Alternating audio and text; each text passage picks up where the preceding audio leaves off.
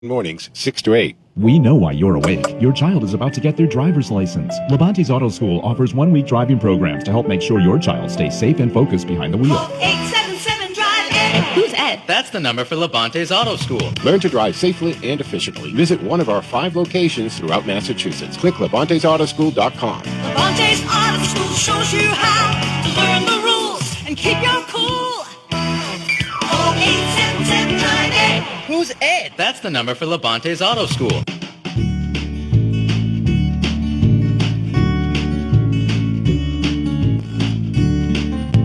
Golden Group Roofing is a community brand. From our Master Lead roofers and industry partners to our clients, every single person represents the Golden Group standard. We strive every day to make your home's needs a priority because Golden Group invests in you and your communities. With unbeatable craftsmanship, customer satisfaction, reasonable pricing, Golden Group Roofing stands above the rest. Having been awarded GAF Master Lead Contractor, Certainty Select Shingle Master, and GAF Energy Certified Solar, Golden Group Roofing is 100% worthy of your investment. Experience the Golden Group difference, where hands protect what matters most. Visit us at goldengrouproofing.com or call us at 508-873-1884. 508-873-1884.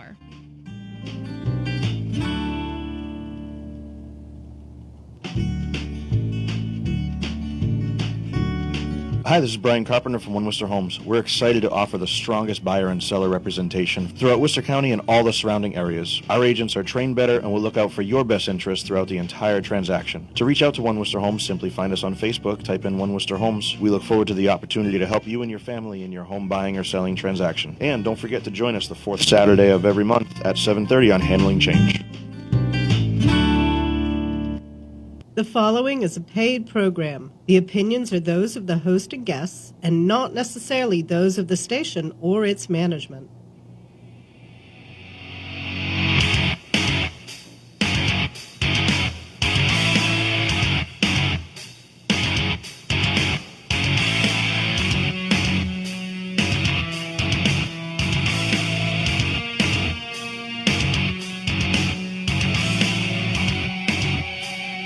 All right, folks, good morning, and welcome to the Saturday edition of the Joe Mangiacotti Show here on AM 830 WCRN, and of course our affiliate station in the western part of the state, AM 730 WACE. You can join the conversation anytime, open mics, the entire 2 hours that we're here, folks, at 508-871-7000. That's 508-871-7000 to join the conversation. You can also text us. I have a text line open and available in real time. If you text us at 617-297-8388. 617-297-8388. It appears on the screen here in the studio. I don't always see it till maybe a few minutes after you do it. But you can also text in real time. You can email textjoeontheradio@gmail.com. It appears on the same screen. But if you want to contact the show off air, some of you have questions or you want to know where you can find, source some of the information I talk about or something like that, you can simply email me off air at JoeMShow@gmail.com. That's JoeMShow@gmail.com. We have an office number, too. It rings in the office. 508-603-9778. 508-603-9778. Hey, all of our social media platforms are Joe Mangi Show, M-A-N-G-I, Joe Mangi Show. Twitter, Facebook, Instagram, and not that it matters, but we're on Parler.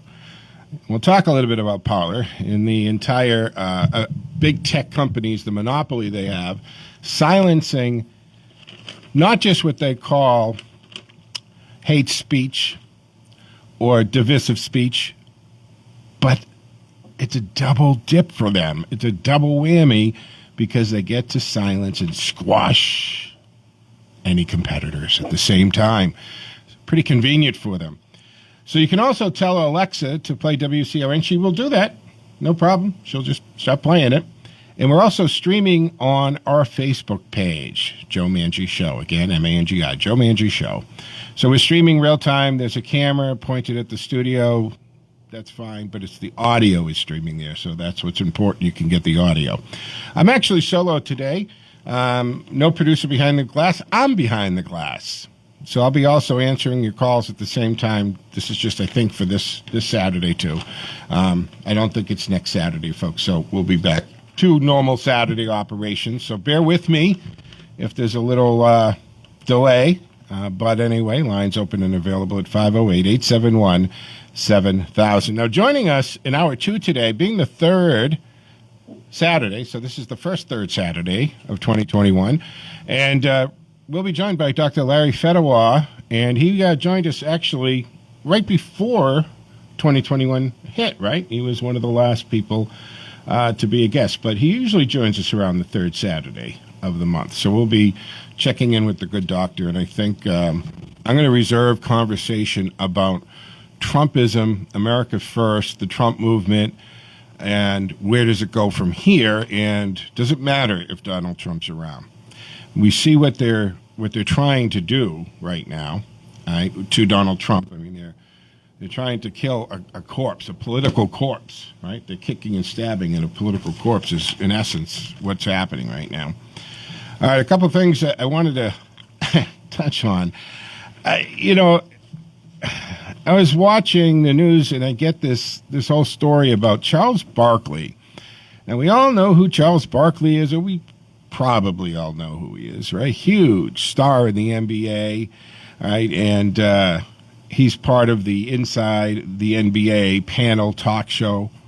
I'm honestly never got into watching sports talk shows and so forth. I couldn't really care that much less about that and salaries and all that kind of jazz. So I don't pay attention to this stuff. But the fact is, and let's not forget that there were some people during the early parts of this pandemic, early stages, saying that celebrities and athletes should be the first to get the vaccination. And I don't know what that reasoning is beyond the beautiful people should get it first. I don't get that. But my first thought when they're like, well, athletes should get it first, this is just after we're told that this virus has basically a 99.999% survival rate if you're young and healthy, which is pretty much the definition of a professional athlete, young and extremely healthy. Do you think this virus has a chance even in Tom Brady's body, guy in his 40s? Between his exercise, his diet, he's as close to a perfect physical specimen as you can get. Probably doesn't have a chance. So they're telling us this is what the virus is, and then at the same time they're thinking that, I think they should get vaccinated. Of course, always follow the money, folks, right? You follow the money. Why would NBA, NFL, Major League Baseball, MLB, why would they want their assets? Yeah, their assets. This is what they are to them. Their investments to get the vaccine first. One, to keep them healthy and alive. And two, to then be able to get them back out onto the fields that they play on so that they can generate revenue. So you can you always follow the money, folks, right? I mean, that's nothing new to us. But here's Charles Barkley on the Inside NBA panel, and he believes professional athletes should receive the COVID-19 vaccine early, get this, because of the taxes they pay. Yeah, he said that. You heard it right. Because they pay a lot of taxes. You know, at one time, you couldn't vote in this country unless you were a property owner. So it means you had to be wealthy enough to vote. Well, Charles Barkley believes this. He said, I think they should let the NBA players and coaches all get the vaccine. That's just my personal opinion. Now, he said this Thursday on TNT since the NBA. When Barkley received some of the pushback from the panel, mostly the host Ernie Johnson and the co-host Kenny Smith, and I watched the clip, and you could kind of see these guys go, oh, no, okay, did he say that? Where's the punchline? Let's follow that up. Laugh. Make that a joke. He didn't. It's not a joke. Barkley said all pro athletes should get it because they pay more taxes than most people. Well, what if you pay a lot of taxes, but you're not a professional athlete? Say, what if you're the owner of the team and you're worth $1 billion? Quote, we need 300 million shots, giving 1,000 to some NBA players, NFL players, hockey players. Listen, as much taxes as these players pay, let me repeat that. As much taxes as these players pay, they deserve some preferential treatment, unquote. Now, the Smith host, he responded, he said, wait, for life and death? And Barkley said, yes, for life and death. So he's saying that when it comes down to a life and death situation, if you pay a lot of taxes, you should get preferential treatment.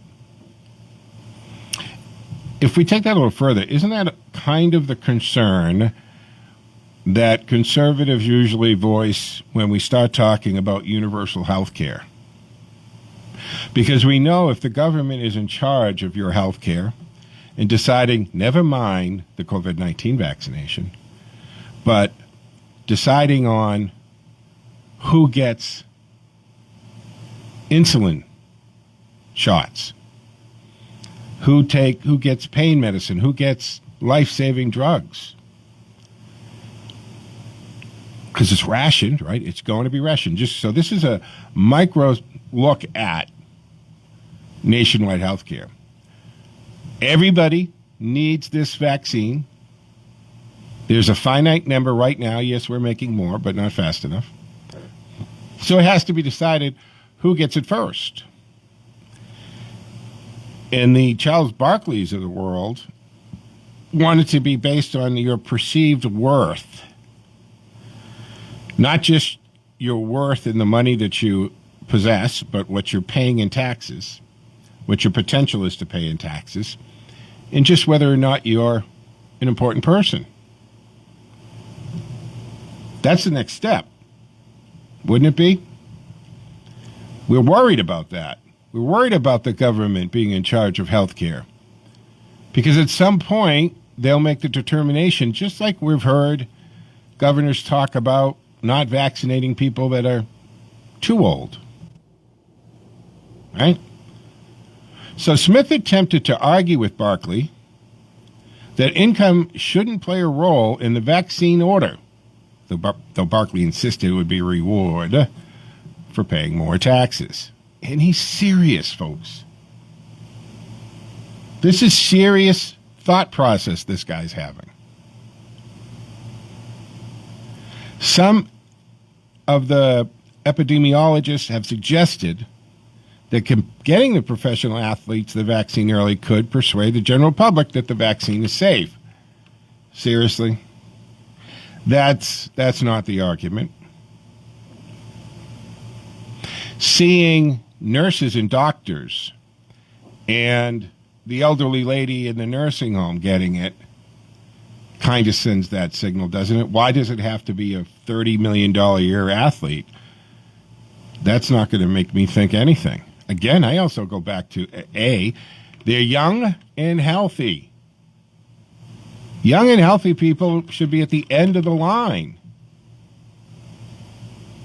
Their survival, barring any pre-existing condition, is pretty much guaranteed. It's going to happen. Science has showed us that, right? Experience. Almost a year of this has showed us this. Barkley comments came as leagues like the NFL and NBA vowed to not skip the line to get vaccines. So the owners in the association are promising no special treatment. I mean, we see it all the time. Cuomo has made special allowances for professional athletes and theater and certain organizations that all of a sudden, all of the restrictions placed on the normal jamoke don't matter if they're part of the pretty people. Smith went on and said, professional athletes are among the healthiest Americans in at least risk communities. So he's pointing this out to Barkley.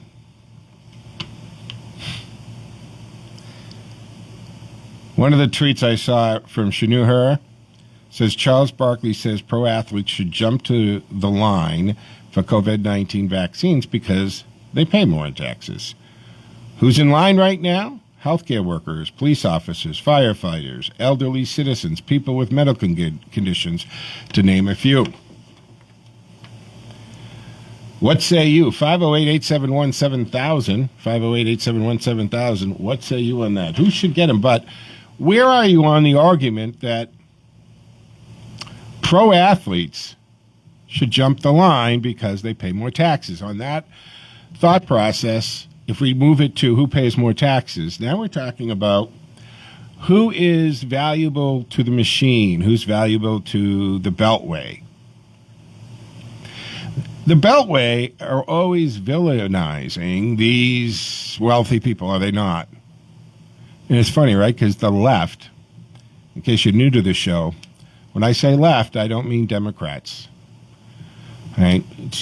I don't lump them all together. Just like Republicans, there's Republicans and then there's the right. But the left, which are beyond Democrats, which are the progressive left, way out there with these, where they sample the Constitution, want to take away your Second Amendment as well as your First. And that's what we'll talk about a little bit today, because the First Amendment is under huge attack right now, people. And I'm talking serious, huge attack. So the argument being, pay more taxes. Well, there's a lot of business people that pay a lot of taxes, right? Do I want to open the can of worms with Donald Trump and taxes? Now, you can argue he doesn't pay a lot of income tax, does he? Well, because he's balancing billions of dollars in businesses. And like you said to Joe Biden, hey, change the laws then. Congress makes the tax laws. And if they are different, right, if they are allowing people to take deductions and move money around so that they pay a smaller percentage of income tax, that's not their fault. Donald Trump says, I don't pay a lot of taxes because I'm smart. You see, his delivery is not a fantastic delivery, right? That's the problem with this guy. He does not have this wonderful, wonderful delivery because he doesn't know how to do that. But do you understand what he's saying? I'm smart, meaning that I take advantage of the laws and I follow the laws, and that is how I do it. Now, we'll try this because I can't really stop to answer the phone, but I'll say good morning and welcome to the Saturday edition. Caller, are you there? Yeah, I'm here, Joe. How you doing? doing? Richard. All right. Thanks. I kind of figured it was going to be one. I was thinking you would be one of three people, but you're one of the first ones I thought of. Good morning, sir. Yeah. Too bad you couldn't do that with the Powerball, huh? Yeah. Whoa, what is it? 3/4? Oh, it's going to be over 850 million, something like that. Wow. And is that tonight? Yeah, I guess so. Now, see, I don't play I don't play that stuff, but I got to tell you. I don't either. When it gets to $700-800 million, you have to go, what the heck? Yeah, what the hell, right? Let me put, I say $1, but you end up, you pick this and you end up doing $10. But you know what? If $10 made me a billionaire, that's a pretty good investment. Well, it's like the guy. It's like the guy that kept saying to God. He said, "God, how come you never let me win? How come you never let me win?" God says to him, he says, "Well, you got to buy a ticket first." Yeah, exactly. You can't win if you don't buy a ticket. But you know something? There you go. It's like gamblers, I guess. I'm not a big gambler because I just hate to lose money. And if I gamble and I lose money, I go, well, that's asinine because that $100 would be in my pocket right now if I didn't waste it. But there you go. If I spend a few dollars on several $100 million in a lotto thing, whatever it is, megabucks or Powerball, there's a little high you get for a few hours, right? Yeah. And that anticipation, that's kind of fun. And you think a little bit about what you do with it. Probably won't win. If I win it tonight, I'll be here tomorrow morning. I wouldn't walk away. Right? Not that I get paid much or anything for this, but I would I'd pretty much keep life going the same. I'd just set up one heck of a charitable organization. Because at this stage of my life, what am I going to do? Build 9 houses? Yeah, Joe Mangiacotti Foundation. Trust. Yeah, exactly. Yeah. And Trust remember that Foundation. show, The Millionaire? Wasn't there the show about a guy secretly went around and found out people in trouble and then he'd give them $1 million, whatever they needed. And there's a new show, The Billionaire, too, Undercover Billionaires on. I would seriously do something like that because I've been involved with these charities and organizations, and the way they give money out is, people apply, and I just don't always know if it gets to it. So I would love to be in the position that when I just find out somebody's in trouble, you help them out, and you don't have to let them know why or where you came from or anything. That would be nice. That would be a good way to spend the golden It would years. be. Yeah. What's on your mind this morning? I'm talking, what do you think about Barclay's comment that it should be based, if you pay a lot of taxes, then you should have preferential treatment from everything? Well, I look at it this way. If anybody wants to take this virus shot, hey, more power to you, because I'll tell you what, Joe, right?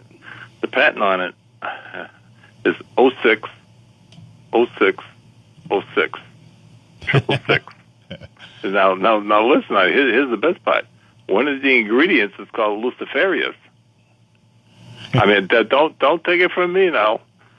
I mean, this is from the attorney Lynn Wood, because he's been on some podcasts, and I'll tell you, he's been coming out with some. Oh, Joe, I'll tell you Lynn what. Wood. For those of you who might not know who he's talking about, if you remember the Jules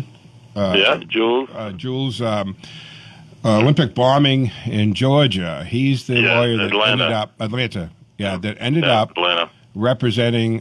What was Jules' first name? Robert? Richard. Yeah, Richard Jules. Richard Jules. Who was a security guard. I guess he was a cop or a deputy a couple of times, and he got fired for being overzealous, I guess. And he ended up on this security gig.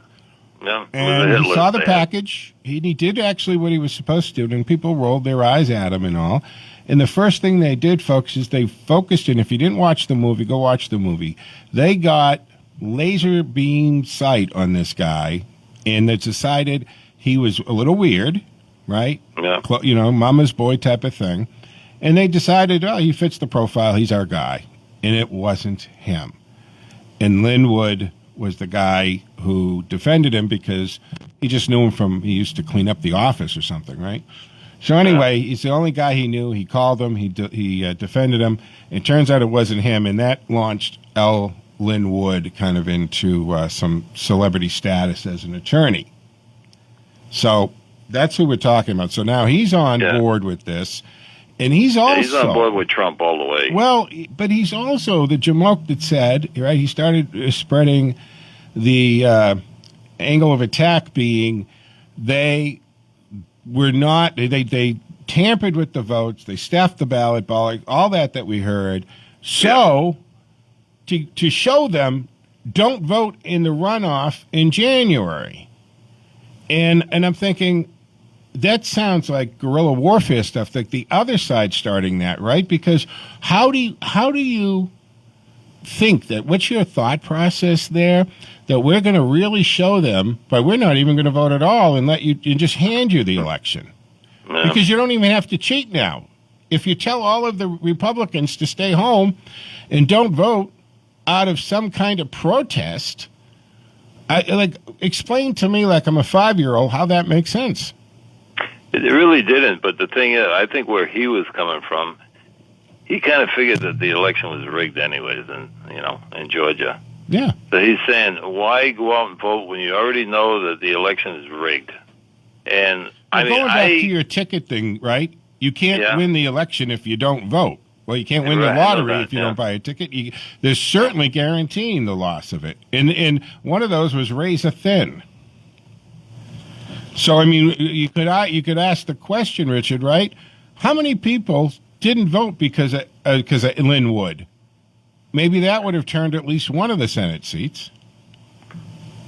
Well, I mean, I can tell you some stuff that's coming down the pike, and I'm sure you're very well aware what's coming down the pike there this week. So, I mean, I'll just keep it like that for now. But the thing is, it's like I said, it's not over. That's why Trump hasn't conceded. And I'll tell you this: his family is being protected. They're in a place where they're hiding, and they're being protected by the government. So I just want to let you know that it's not over yet, Joe. Believe me, not by a long shot. I know, and let's, because I know I'm going to get some emails. I know you're going to get phone calls or emails and stuff. Right. So let's explain this. Richard's talking about, and I think this is what you're talking about because I get the stuff sent to me too. About this has been a long planned thing, and that the military's been concerned about the treasonous behavior back a couple presidential cycles, and that the military actually talked to Donald Trump back in 15, and he said he would run to get all of this out, and that it's supposed to go all the way back to JFK days, and he was one of the first ones trying to expose the shadow government within the government in the big plans basically to enslave all of us and all of that. So that's what I think that's what you're talking about, and that we're supposed to see before, and don't forget the inauguration's Wednesday, folks. Yeah, Wednesday. That there's still a group of people out there saying that there's going to be a lot of arrests made and the military is going to end up taking place. And what's funny about that is partial martial order. But look what's going on right now. We have 25,000 plus soldiers scattered throughout the entire Capitol, right? Yep. And what does that mean? And who put them there, Richard? It wasn't Trump. Okay, let me explain it real quick to you, so most people out there will understand. All right, General Flynn was interviewed, right? And in the interview, the guy asked me, on a scale of 1 to 10, he says, "What do you think? Will Trump, leave the office or what?" He says, can you do that on a scale of 1 to 10? He said, "What would you say? 10." So in other words, General Flynn knows that Trump is not leaving office. They all said that he's going to be sworn in the White House. He won't be sworn in outside for, fear that somebody's going to probably try and shoot him or something like that. But he's not leaving office. I'll tell you that right now. And there's so many people out there who have been talking about this that were in the know. And what he did, I don't know what he just appointed General Flynn something in his new cabinet as some kind of head of something. Well, actually, no, according to the stuff being sent to me, and again, folks, I'm not saying this is verified, and I'm not. Yes, I'm saying that too. I'm just being. This is stuff that gets sent to me that Flynn is going to be the vice president of the new administration. There you go, the vice president. So that's what they're saying. Okay, because they're saying Pence is going to be arrested. That's what I heard, because he's one of the deep staters. Okay. Pence. And it's not the fact that he voted against the fact, for Trump and stuff like that, but a vice president can't do that, because, I mean, if Gore could have done that, he would have done it with Bush. He could have said, "Well, I'm not letting the Electoral College, I'm changing that," but he couldn't because he's vice president. Yeah. Same thing with Pence. Pence couldn't do it. Richard, I've got to, I've got to take a little responsibility here because I'm talking to thousands of people listening. I'm not saying this is what's going to happen. This is what's out there. Okay, the fact the fact that there are moving trucks at the White House right now, emptying out their personal property, is a pretty good indication he has intention on leaving. This would be something that we've never seen happen. In the history of the United States, we've had tough elections and close calls, and we've had the House have to determine presidents in the past, and all of that. I wouldn't bet any of my ridiculously low pay on him staying in the White House. I'm at this point, I can't see any other way than Joe Biden, unfortunately, being sworn in Wednesday at noon, and Donald Trump leaving the White House Wednesday morning, because when he leaves the White House, he wants to leave as president. He wants to get on Marine One, and he wants to go get on Air Force One which will take him to Palm Beach and Mar-a-Lago, where he's going to have to deal now with the attitude of getting him out of Mar-a-Lago because now they say they don't want him there. But, Richard, we're out of time. Against the clock. Yes, okay. So I got to do But like I said, but thank you for the this call. is all speculation right now. It is Bill. totally speculation. Yeah, You got yeah, it 100%. okay. All right, Richard, I hope thank it's you. not. I know, right? All right, take Thank care. you very much for the call. All right, folks, 508-871-7000. That is the number to join the conversation, but it's time now for us to take a quick break here, and we'll be back on the other side as soon as we get the old computer doing its thing, you know.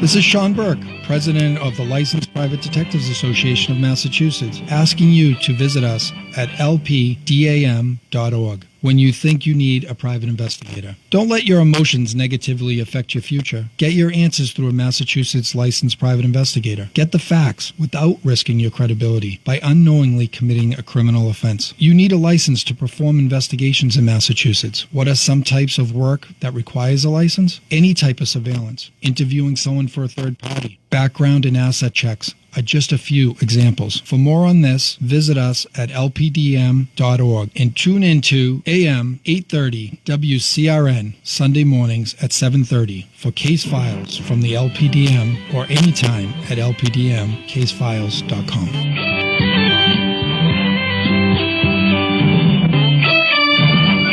We know why you're awake. Your child is about to get their driver's license. Levante's Auto School offers one-week driving programs to help make sure your child stays safe and focused behind the wheel. 877 drive Ed. Who's Ed? That's the number for Levante's Auto School. Learn to drive safely and efficiently. Visit one of our 5 locations throughout Massachusetts. Click Levante'sAutoschool.com. Levante's Auto School shows you how to learn the rules and keep your cool. 877 drive Ed. Who's Ed? That's the number for Levante's Auto School. It's time to go out with Joe.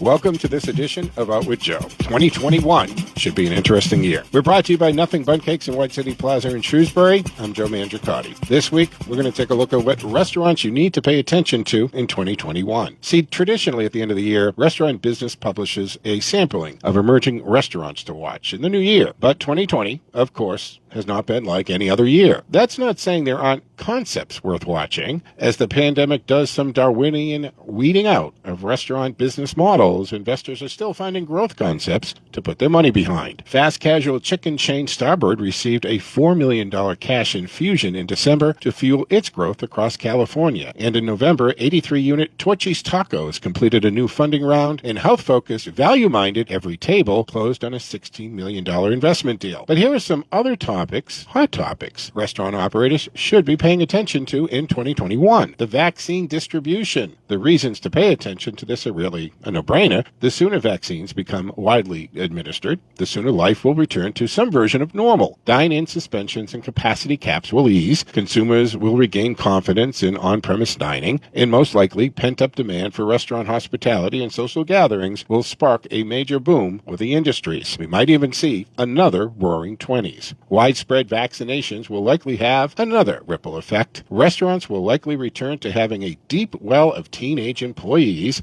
whose parents had kept them out of the workforce because of coronavirus fears. Also, airport concepts. Licensing a restaurant concept for airport expansion was traditionally a reliable way to bring in some revenue and build brand awareness. Not so much in a COVID world. Now, those airport restaurants are largely shut down or seeing greatly depressed traffic. It's unknown when most Americans will feel comfortable to travel widely again, but we will see brands create a more grab-and-go alternative or duck out of the airport space entirely in the new year. And then there's the suburban swing. Restaurant real estate will no doubt remain a hot topic in 2021. How long downtown cores will remain ghost towns is uncertain, but it's clear that many office workers who once frequented nearby fast casuals will work from home for a good chunk of the coming year. Some might never return to their cubicles. That has many operators eyeing suburban locations or even ways to do regular suburban deliveries of their food. And are grocerants still a threat? Pre-pandemic network operators nervously eye grocery store chains adding wine bars, quick service options, or even full-service sit-down concepts amid their shelves of cereal and walls of kale. Now, with consumers getting hooked on the convenience of grocery delivery, the relevance of those concepts, well, they're a little less certain. Mega retailer Kroger, however, did announce its entrance into the ghost kitchen space this fall, so perhaps the grocerant still looms as a threat. For more on this article, check out this post on OutWithJoe.com from Restaurant Business. We're still suspending the Music Minute for the time being for obvious reasons, but don't forget to support your local musicians. We do. For more on dining and entertainment, click OutWithJoe.com and follow us on social media at OutWithJoe. Out With Joe has been brought to you by Nothing Bun Cakes in White City Plaza in Shrewsbury, on Facebook at Nothing Bun Cakes Shrewsbury. The preceding program has been a production of Cameo Productions.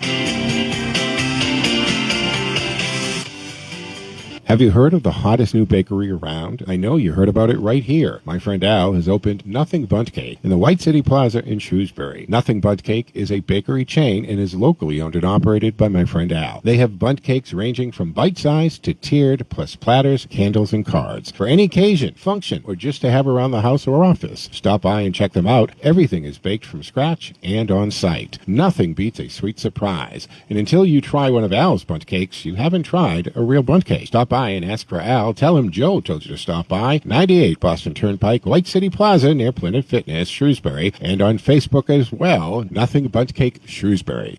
To join the conversation, call 508-871-7000. That's 508-871-7000. Now, here's your host, Joe Mangiacotti.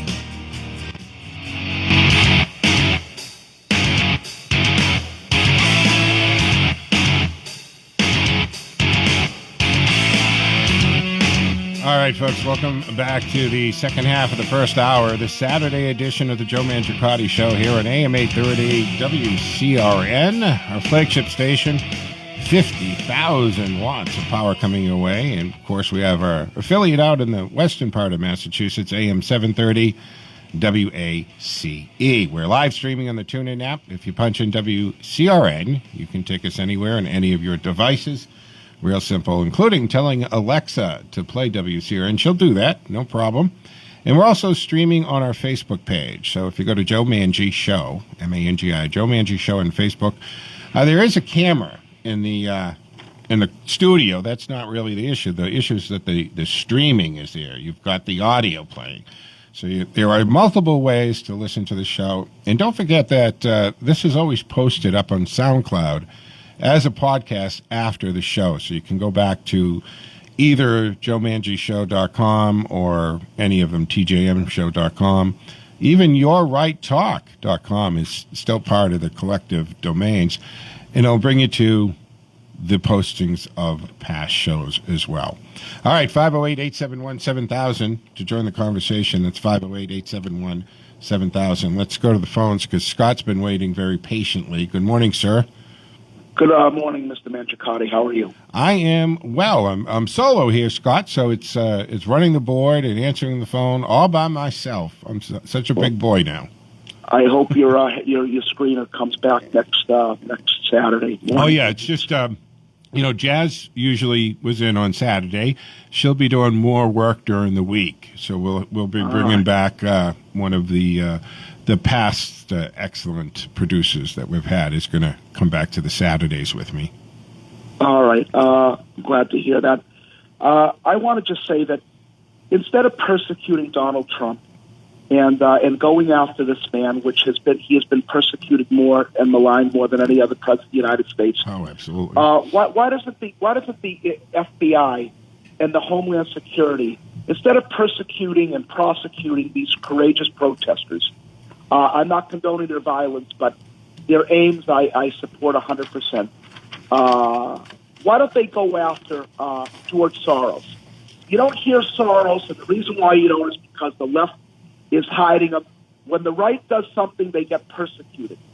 When the left does something, they get away with it. No one even mentions it. Well, Scott, about George Soros, right? This has actually has been brought up on many talk shows, including this talk show. This discussion has taken place. Is how does a guy that has a track history of being such a disruptor in governments, going back to him as a child with the Nazis, throughout the world, in England and even in this country. I mean, he's behind.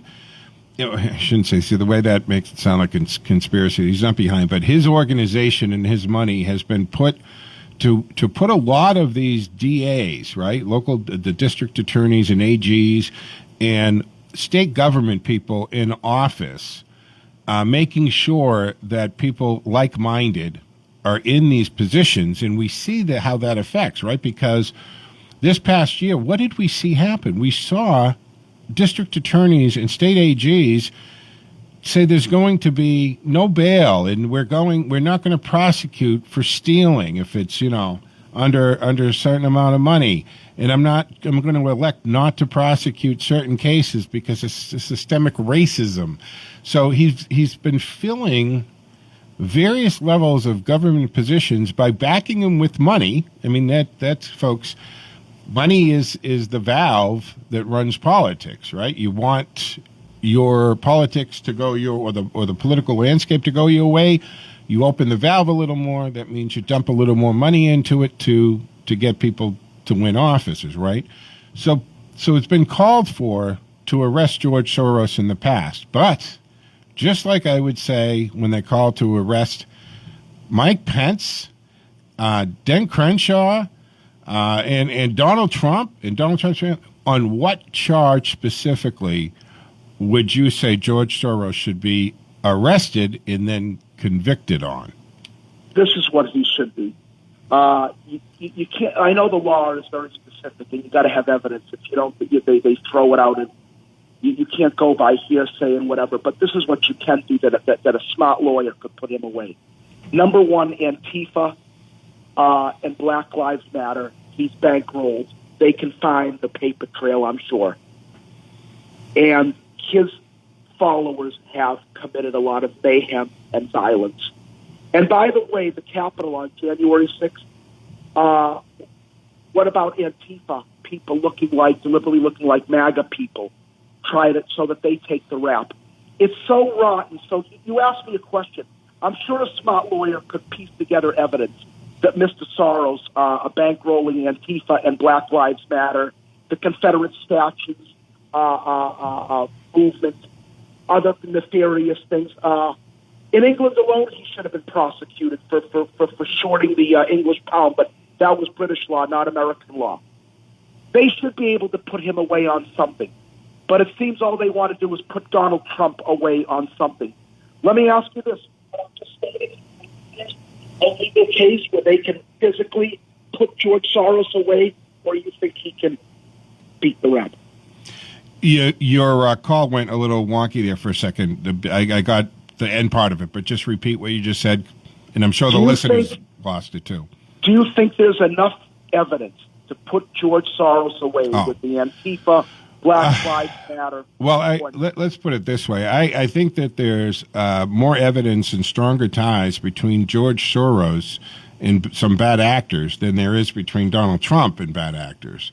So could you, if you were to put the weight and power of the federal government, meaning that when the federal government, and the expression, it meant don't make a federal case out of this. Why is that an expression? It's an expression because if the federal government turns their attention on you, they have what seems to be unlimited resources, right? Money and manpower gets thrown at it.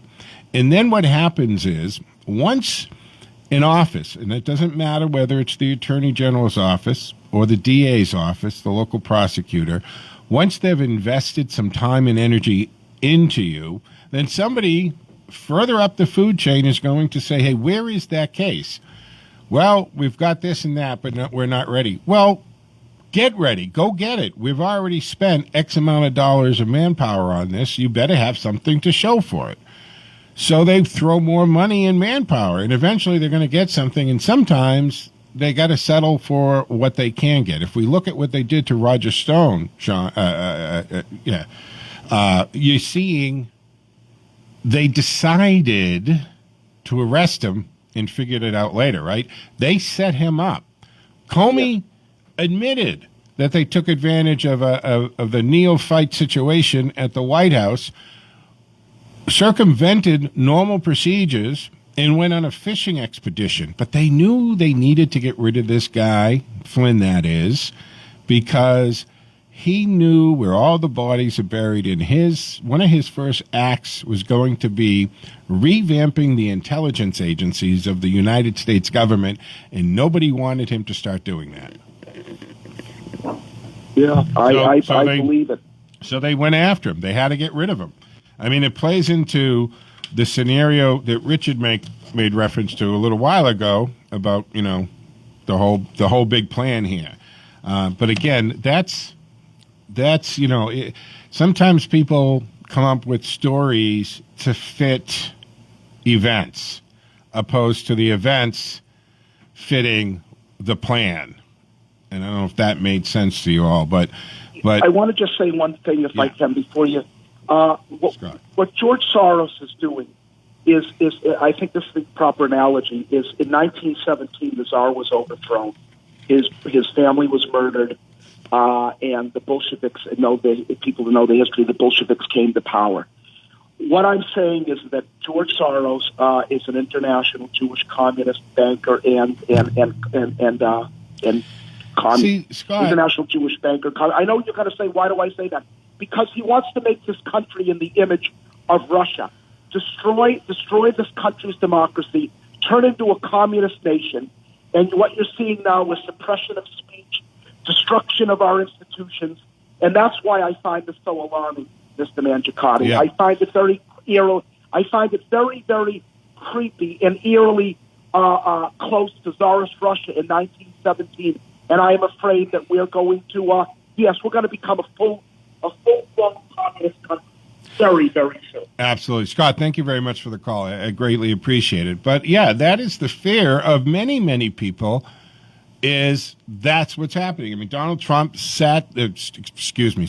stood there behind the podium on several of his rallies and said, United States of America, will not be a communist country as long as I'm alive or as long as I'm holding office or whatever. Well, he won't be holding office in just a matter of days. And then what we have coming in is certainly the ingredients in a mixture and a path to go in that direction.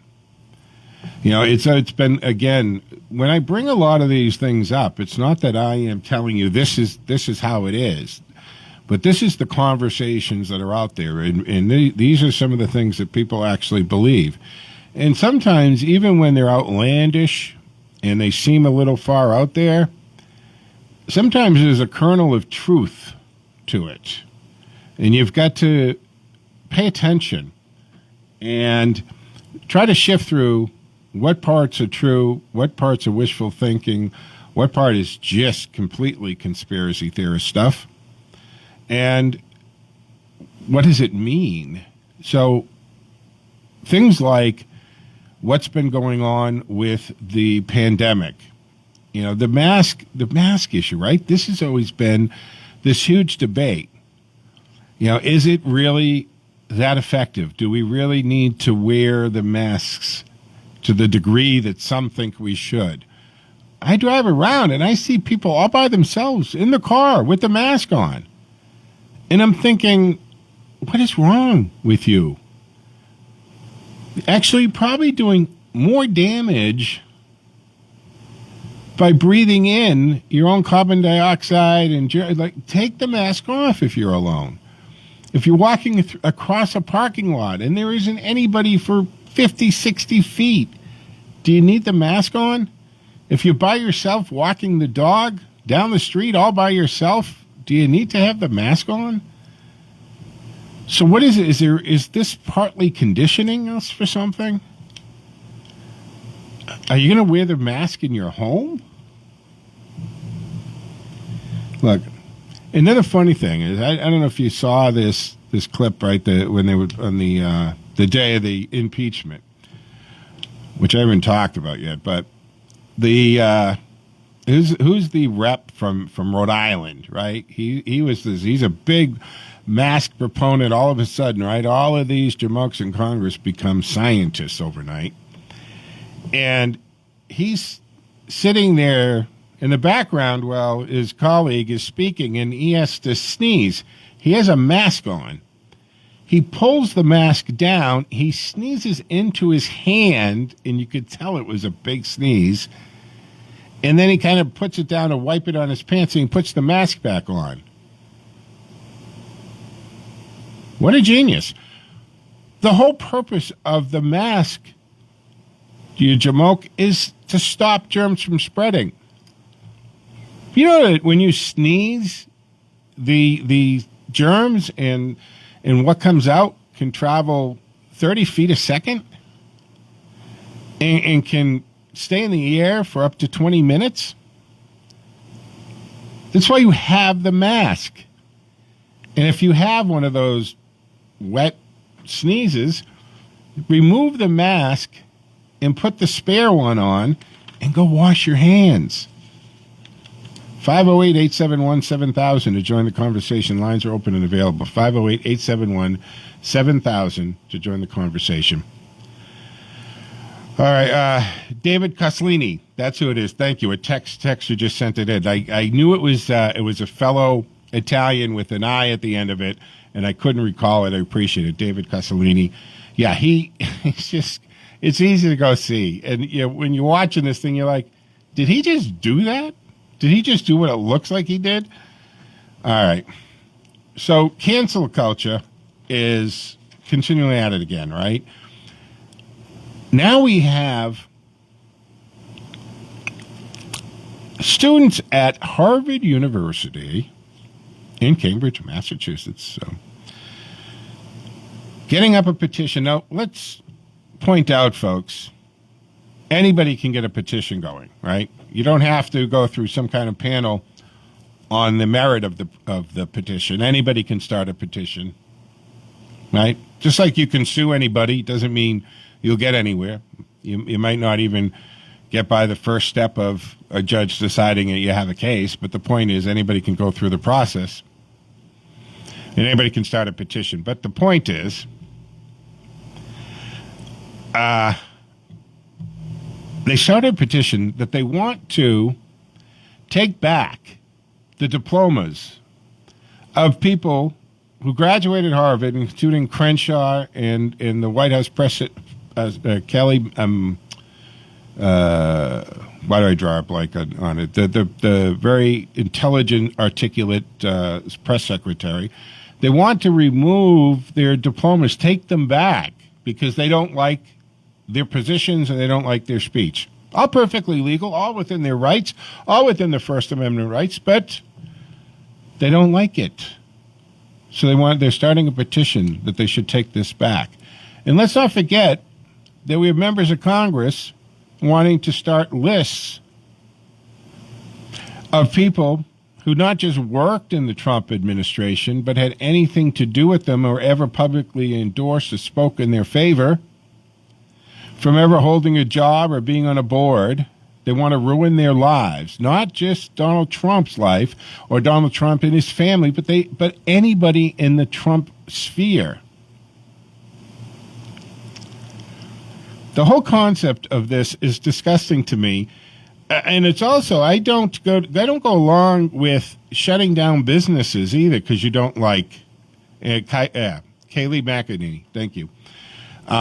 My 845 texter is good for there. You should be in here and behind the board helping me out. But the whole thing about it's one thing, right? Everybody has the freedom of speech, and that's fine. But when you go and you actively conspire to ruin somebody's business or their employability, that's not exercising your freedom of speech. That's conspiracy. That's racketeering. That's wrong. I watch guys like Juan Williams on the 5 defending those people who went to the congressman's house, banged on the door while his wife and infant baby were home, and he was back in his district. And he's saying, I just saw a peaceful No, I don't agree with that. If you're in public life, you got to have thick skin, and expect to be criticized and come after in the arena in which they have the problem, meaning in your capacity. Family should be off limits. Just like old school mafia had the rules, right? Family is off limits. If you're not a soldier, they can't whack you. Same thing. If your wife, never mind the children, not even a question, is not in public life only by marrying you, but is in herself, speaking publicly or doing public things, off limits. Going to somebody's house is unacceptable. That's not where you protest.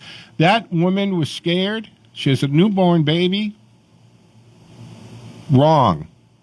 And you have these left and Antifa types getting addresses and publishing their information. Well, what do you think could happen? The president does his speech and says, "Peace, stay peaceful, go home." He does say, show your power. But if you are twisting that to anything but your power in numbers, power in messaging, you're being intellectually dishonest with that.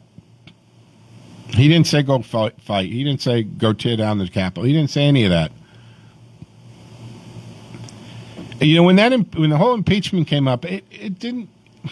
I said this on Thursdays, Political Thursday, to Jerry. And don't forget to listen to Jerry Monday through Friday, 11 to noon for Making Money Last. Fantastic show. But on Thursdays, we do the Political Thursday to take a look at the political landscape, because your money and your financial health and politics, believe me, they do intersect. And if you aren't seeing that, you need to look a little closer. But it's off limits, folks. That's just crosses a line. People should be and should feel safe in their home, and they should be free from anybody targeting them at home. You keep it to their office, you keep it to the courthouse, the front of the Capitol, in front of the White House, like people have done. And the hypocrisy on this, the left that all summer long did not condone, did not speak out against the assaults on federal buildings, including courthouses being burnt and police station precincts being burnt out, businesses being looted and burnt and destroyed.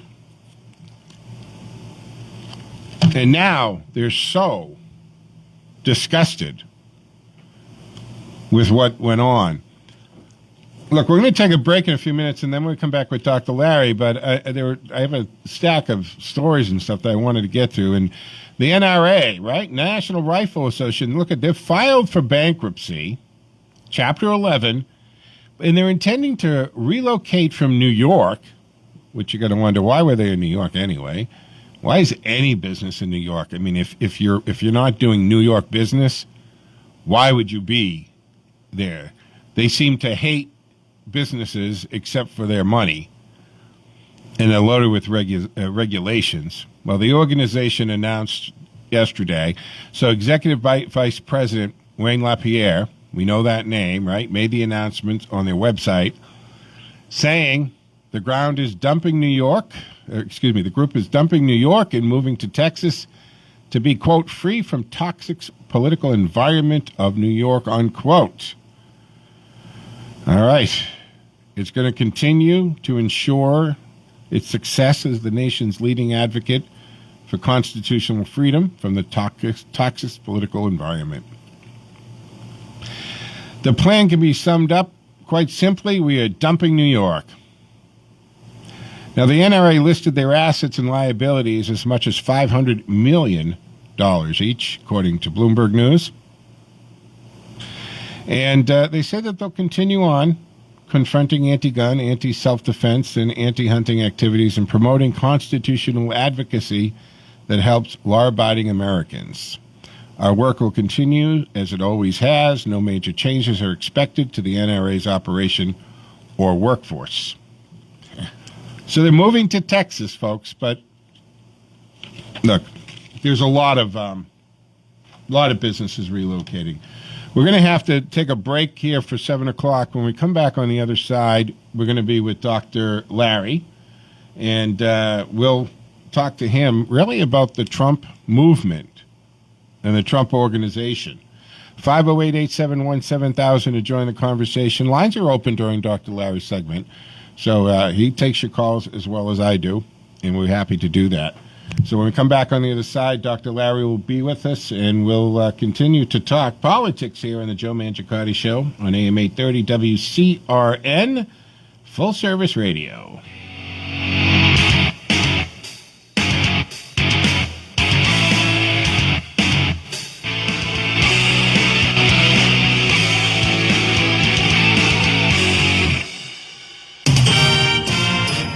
WACE Chicopee and WCRN Worcester.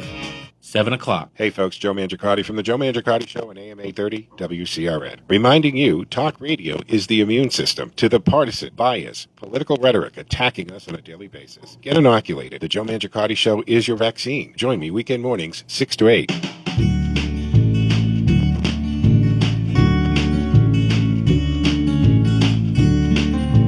Golden Group Roofing is a community brand. From our master lead roofers and industry partners to our clients, every single person represents the Golden Group standard. We strive every day to make your home's needs a priority because Golden Group invests in you and your communities. With unbeatable craftsmanship, customer satisfaction, reasonable pricing, Golden Group Roofing stands above the rest. Having been awarded GAF Master Lead Contractor, Certainty Select Shingle Master, and GAF Energy Certified Solar, Golden Group Roofing is 100% worthy of your investment. Experience the Golden Group difference, where hands protect what matters most. Visit us at goldengrouproofing.com or call us at 508-873-1884. 508-873-1884.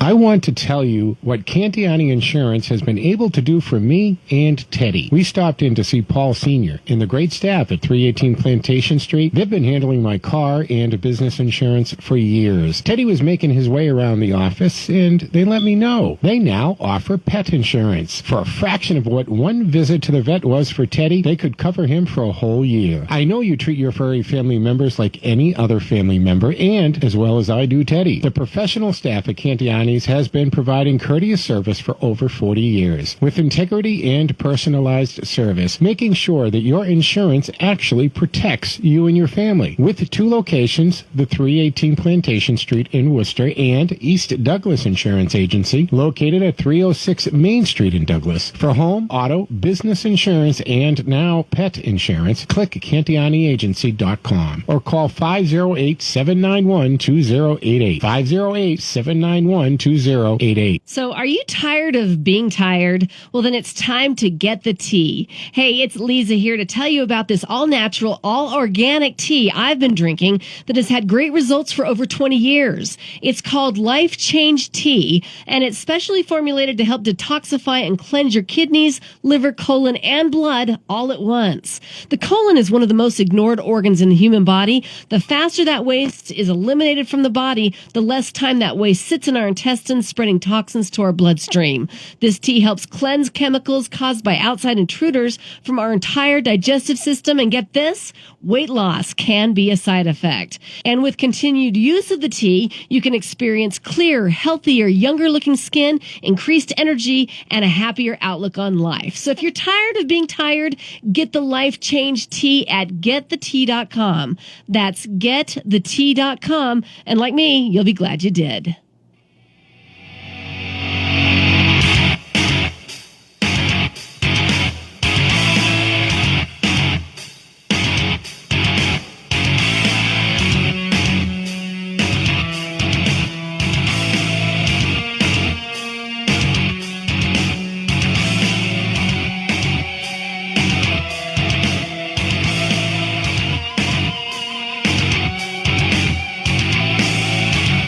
All right, folks, welcome back to the second hour of the Saturday edition of the Joe Mangiacotti Show.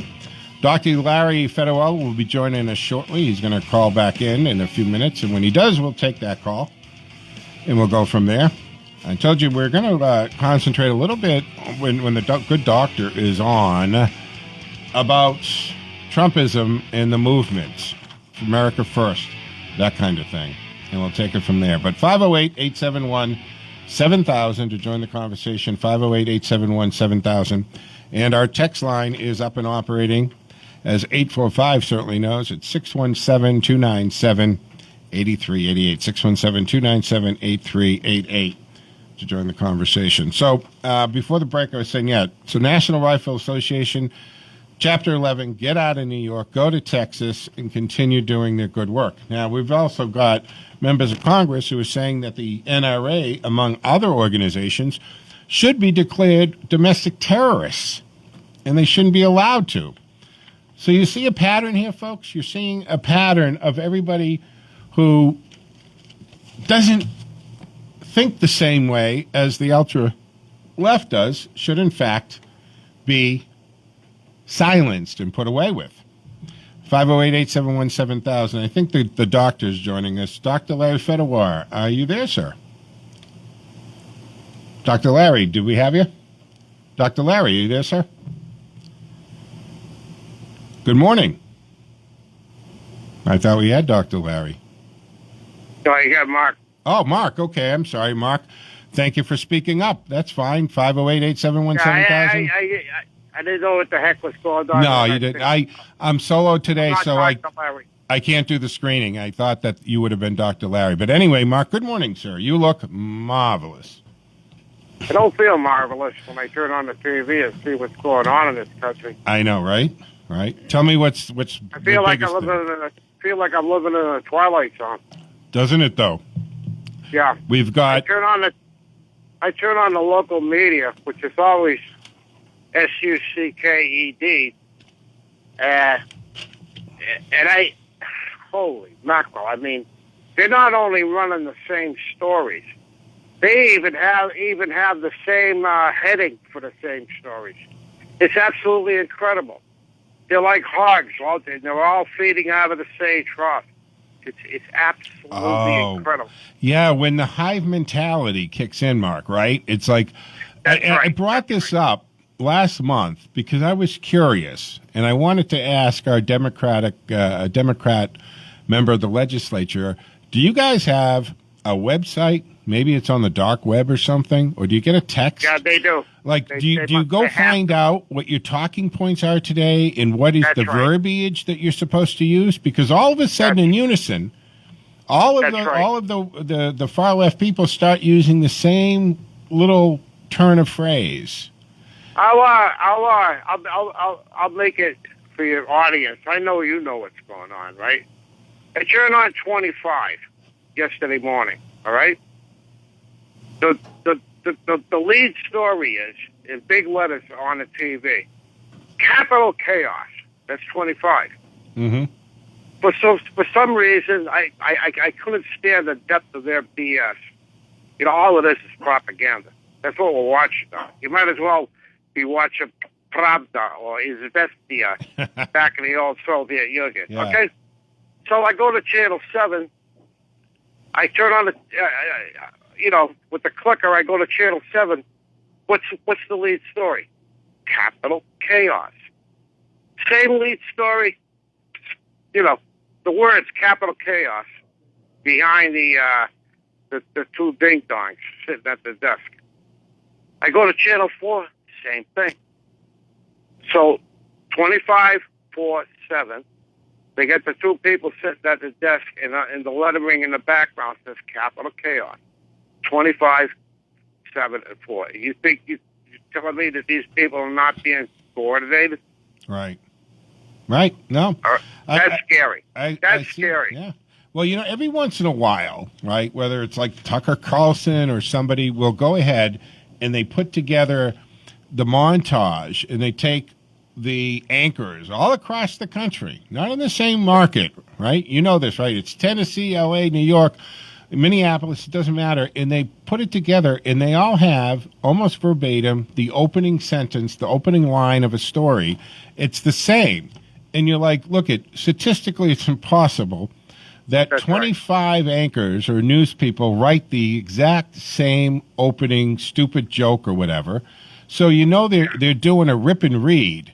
Now, back in the day when I first started in this business as a news guy in studios, radio studios, we had a little what do they call it? Dot matrix printer that was connected to the Associated Press.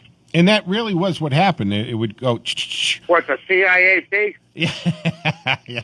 And you'd go over and you'd rip and read from the AP. Right. And that's been gone for a long time. But now you see this, and Mark, you're 100%. It's back. It's back.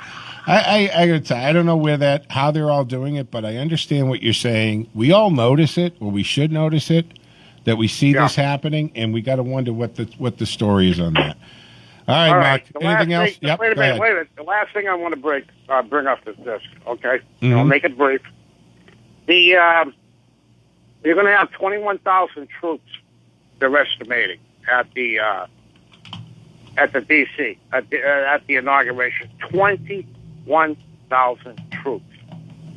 They got. You see the barriers they got up? They're everywhere. Okay?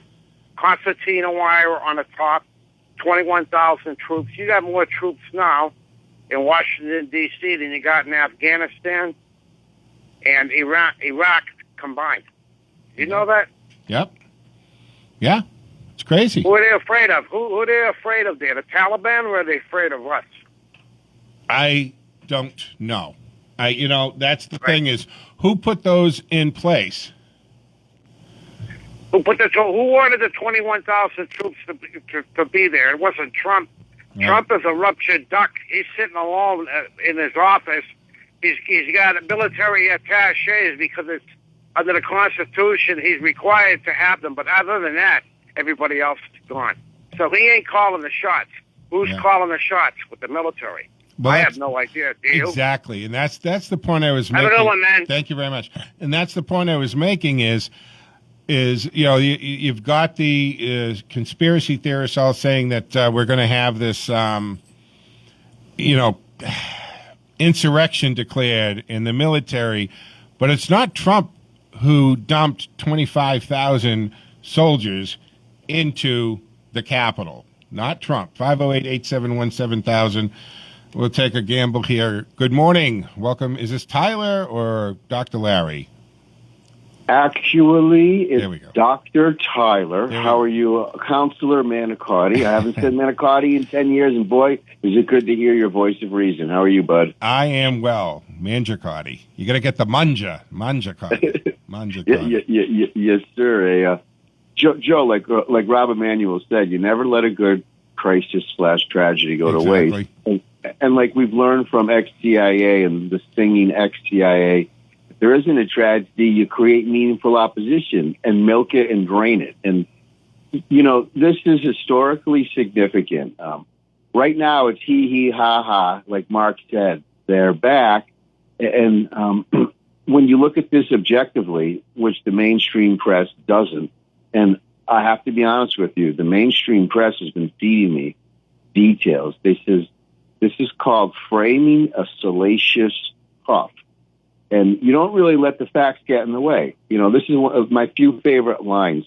It's an insurrection. They're taking over the government. And 3 hours by turning over tables, emptying drawers, and then going home.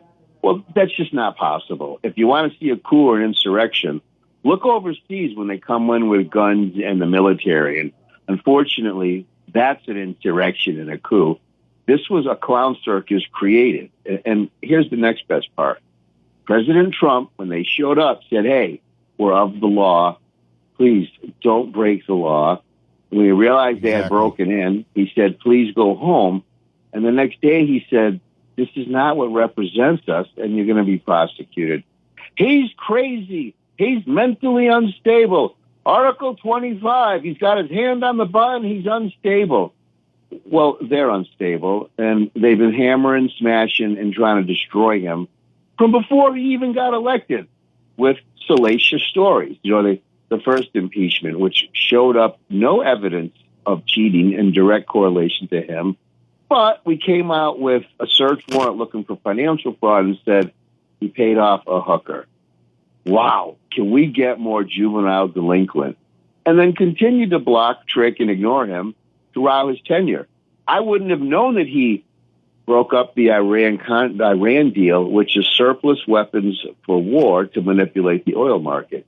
He sent people to talk to the Taliban soldiers and then went and spoke to the Taliban leaders because they're not allowed to speak to each other because of their religious authority. He tried to make peace with Kim Jong-il, whose country's 2/3 dark. He tried to roll back regulation, lower taxes, help the Veterans Association, and he put more money into black colleges and endowments than any other college and put the return of Jerusalem and built a wall. In other words, get him out of here. That's not good for our business. Right. And he followed through. He made promises and delivered on those promises. And in the Beltway is saying, what are you doing? We don't actually do that. We don't actually follow through. Every president says they're going to move the embassy, but we don't do that. We don't really do it. See, this is the problem when you have somebody who didn't come up through the ranks, who didn't come up and beholding to special interests and the money men, right? Yes. And then, and again, I listen to BBC and Foreigners, and they make a joke about this stuff. I heard Congress saying, we're going to build that wall. And then when Trump tries to build it, he's playing on people's emotion. It's hysteria. He actually went, and the border guards loved him because he did something that people that aren't attached to the people, that are too well bought and paid for and highfalutin and arrogant, they don't do. He actually went and talked to the Border Patrol, and they loved the idea that there were certain sections they get tired of watching people drive back and forth.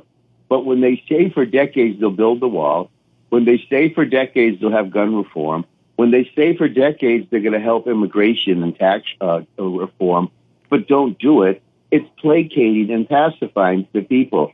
And sure enough, now that poor Trump's been smoked out, it's back to Kim Jong-il. Because a guy in 2/3 of a darkness with a country that's starving, he's a threat to us now. So we go back to him as the new nemesis. They have to have a narrative. Hey, Tyler, they're going to start pushing and seeing how far they can push Biden because the North Korean mental midget there just brought out new missiles on display and saying how in other words, Trump's gone. Yep. And now him and China and everyone else, because look, and this is something I was going to talk about. I don't think I have time. I'll probably save it for tomorrow. But Taiwan and China, we're going to have a serious problem here. They are planning to take that autonomy away from China, and America has already quietly has committed to being an ally of Taiwan and helping them when China tries to take them into the fold in the envelope. But I'm against the clock, and I have Dr. Larry on waiting to come on, Tyler. Any last departing thought you want to share? Revolutions are revolting to the people in power. Our foreign thumbprint is everywhere. I'm begging and pleading and reminding our president, Joe Biden, who is certainly all there. He did bring the extra $1,400. Nancy said they're going to focus on passing the bill. Let's move forward into a future with progress and a pathway, not backwards and a dark underlying. It's a country united, not divided, that built this country. Don't tear it down, fabricate salacious stories, and try to get in people's heads. Because in 4 years, they will remember, and they taught a lesson already. We don't need to return that lesson of replacing them again. Well said. Excellent thought to end the discussion on, Tyler. Thank you so much. Thank you, sir. All right, folks. Very good. Tyler, that was actually great points. Wonderful. All right, at 19 minutes after the hour, we're going to catch up here and bring Dr. Larry Fedewa into the program. Dr. Larry, thank you for holding, and we got you connected. Good morning, sir. Good morning. Wow, I'm glad that we were able to connect. Yeah, we took a couple buttons and stuff to get connected. So, folks, we're talking to Dr. Larry Fedewa, who typically joins us once a month, usually the third Saturday. And here we are at the third Saturday of 2021. And normally I talk about the Dr. Larry Show. You've changed it up a little bit in 2021. Why don't you give the background to our listeners that you've suspended the Straight Dr. Larry show, and you've teamed up with our old pal Donaldson, right? Yeah, with Tom Donaldson, we're now we call it the Resistance Hour with Dr. Larry and Tom Donaldson, and we're basically it's very informal, and it's working quite well. But I've also had to suspend my weekly column too, because we have some other personal issues that we have to attend to, and it's just going to take a little more time than I had usually. So yeah, we got a new regiment for 2021, and we think it's going to work just fine. Now, when is the Resistance Hour on? And it's on the Bachelor Pad Radio Network still, correct? Yeah. It's so 7 to 8 o'clock on Wednesday nights. All right, 7 to 8 o'clock Wednesday nights. Very good. We'll put the link up on my Facebook page, folks, so that you can check out Dr. Larry and Donaldson, which I've been on both of your shows, and you guys do a great job. And I've actually had a blast every time I've been on either of your shows. So that's fun that you two get together. We're kind of he's a nuts and bolts type of guy, and I'm a big picture type of guy. So we try to cover all the bases. That's right.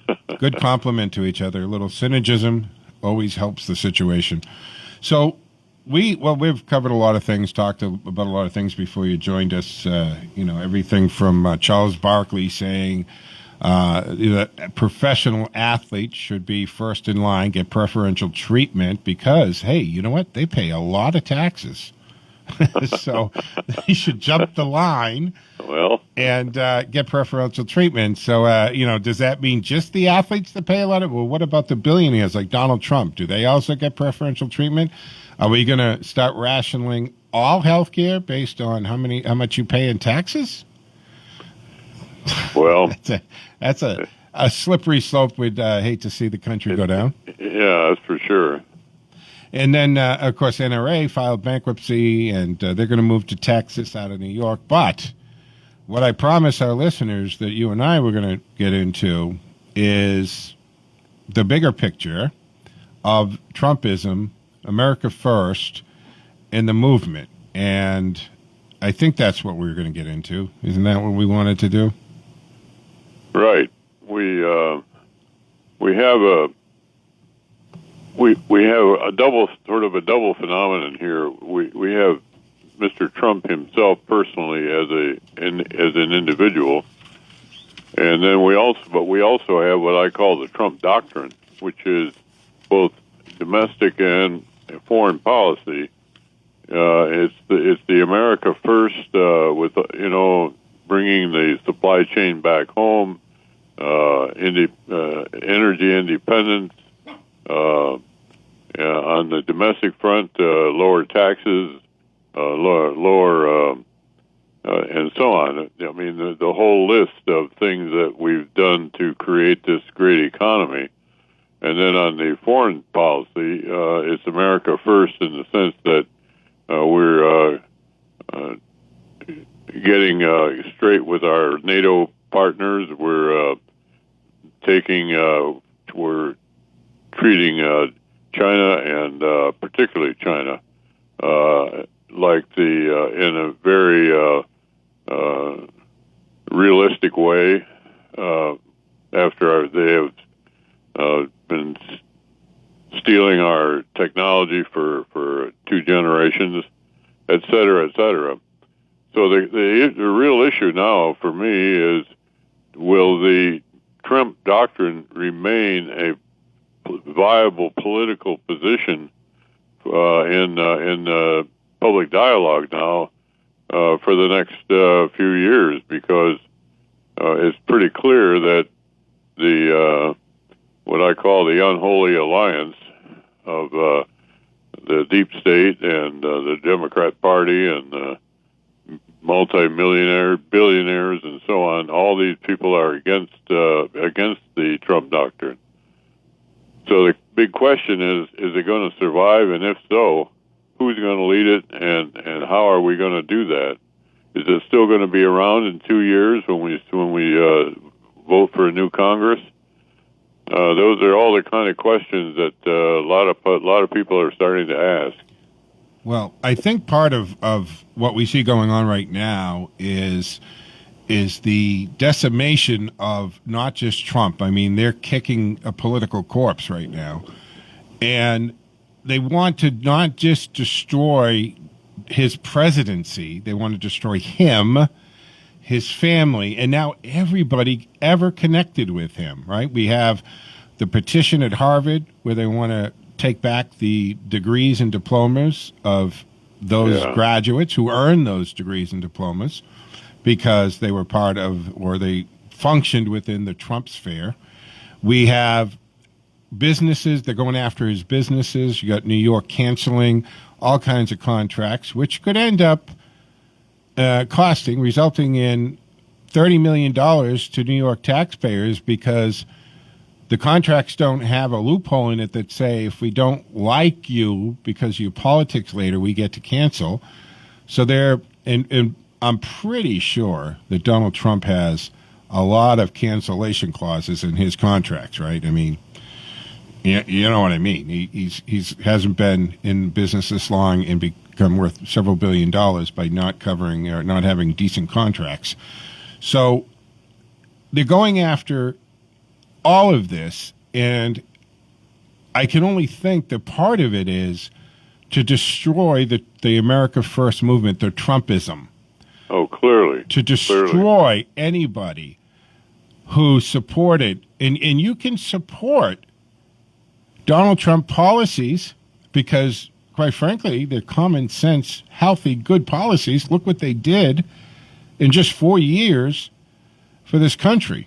Record unemployment, growth. In the growth, this was a blue-collar boom, right? We had people without high school educations, wages rising. We had the lowest unemployment for blacks, Latino, women, Asian. I mean, the list goes on and on. The opportunity zones, criminal reform, all of this, and some of this actually were issues that the left thought they owned. They were left issues. They couldn't get it done, though, Doctor, right? They couldn't get it done, but Donald Trump did. Whether it was the criminal reform or moving the capital in Jerusalem, whatever, he did it. So you can support those policies, but not particularly care for his style. That's okay, but they won't even let that stand. Well, but the other part of that is, he also is a very charismatic personality, and I think that their initial take is that they don't want him to be able to continue to lead that, right? That whole doctrine, what I call the Trump doctrine, in a political environment. So they're doing everything they can to discredit him personally, thinking that if they do that, then the whole thing is going to go away. But they're I think massively underestimating the fact that you got 75 million people that voted for him, and that are now half of the country that are in favor of his realistic type of doctrine and policy.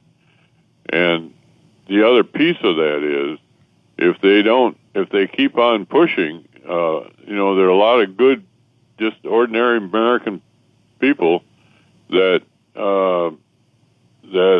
don't, they're not really terribly politically oriented, but you keep pushing it hard enough, and you keep taking away their freedom to do this and to do that, they will resist. And we saw a lot of resistance last week ago Wednesday.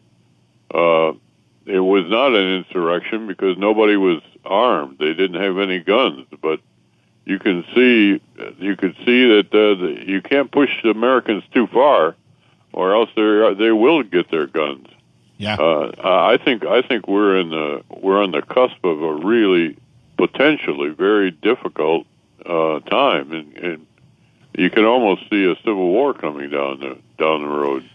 Well, absolutely, Doctor. You can't negate 75 million people's votes, and this is the problem: is that they have negated them. Not only have they ignored it, but now they're telling everyone who voted for Trump that we now consider you as evil as Trump is. You're a racist and a bigot, Yep. and you smell it, and you shop at Walmart, and you stay at the Holiday Inn, like Anderson. And you don't Cooper have was any talking. rights. And you don't have any rights, and we're going to suspend all due process and everything, because when you're that bad, and when you start saying that Trump is Hitler and everybody who voted for him is a Hitler, then it kind of justifies anything, right? Everything's on the table, nothing's off the table, and they go after you, and that is a serious problem, because look, these people are. And I've said this, I was saying this the other day, Doctor, if the media, I blame the media for so much, and we got to take a break here, but let me get this in before we do. If the media was doing their job and investigating everything that's out there without being a political cause, just doing their news, and the American people saw that happening, they'd say, okay, something's happening, we're getting told what's going on, it's being investigated. But no, the blatant shut it up and ignore it, and telling us and lying to us in our own lying eyes here that this isn't happening when we know it's happening, that's where the problem comes. But we are, actually, we're 31 minutes after the hour, so we're going to have to take a quick break here, Doctor. We'll come back on the other side, folks. We'll continue with Dr. Larry Fedewa, 508-871-7000 to join the conversation. Lines are open and available. Be back in just a moment.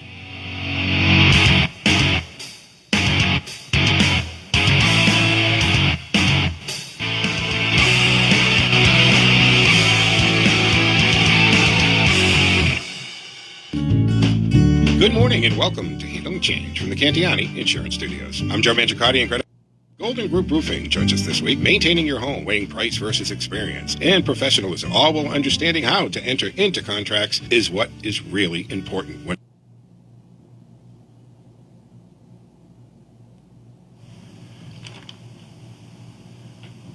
Dr. Larry, do you hear me?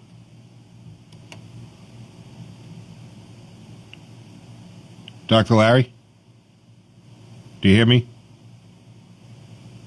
Dr. Larry, do you hear me? Hello?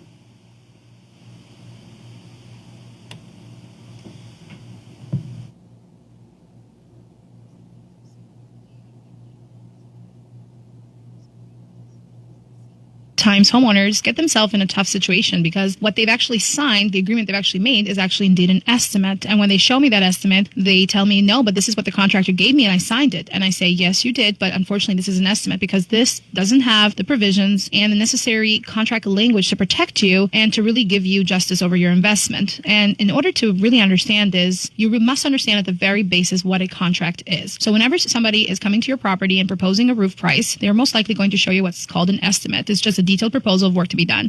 If you want to move forward with that company, you have to demand to have a contract. And at the very minimum, a contract should have full legal names of both parties entering the contract agreement. It should have the work to be done in a very detailed step-by-step product name, step-by-step of the roof, as well as the manufacturer. There is no generalization allowed in contract language. So that means if it's going to take 28 steps to do your roof, then there has to be 28 steps reflecting that. And then once we move on to that, it has to have a price table at the very minimum. The prices due at each step, the dates that the work is going to be performed and ended by, as well as the warranties. And the warranties is the biggest part. There has to be 3 different warranties. This is where homeowners find themselves in trouble. There has to be a company warranty coming from the actual company you're doing business with, a product warranty coming from the product you selected, and likely a manufacturer warranty that's just going to tie the whole investment together. And then, of course, your 3 rights to cancel and maybe some other necessary Massachusetts laws. But at the very minimum, those 5 points should be reflected in all contract languages in order to protect you in the unlikely event event that you need to seek legal counsel. So an estimate is really nothing more than, we think it's going to be in this ballpark, and your signature just really says, hey, you gave me an estimate, but I haven't agreed to anything. I didn't give you a check. You didn't put out these details. Now, you mentioned the 3 rights of cancellation. At the very least, you should never have somebody tell you that you've been tied into a contract. All Massachusetts contracts have 3 days where you can cancel with absolutely no fees. So I know sometimes homeowners think that there's fees associated with that, but no, there is not. They can get away with it. They'll ask for it, right? Yes. Yeah. So what are those dates? Like within 24 hours of the Within first? 3 business days of contract signing. But the most important one, and I can't stress it enough, is the detailed steps of work. So not accepting generalized, like we will be installing a new roof. That is very left for misinterpretation, and misinterpretation can lead That's to extremely vague. Plus, you had mentioned before about actually listing, say, the type of shingles, the actual brand, or at least the description of the shingles, and not just simply, hey, we're going to put shingles in the roof. Exactly. So for every single product used, the manufacturer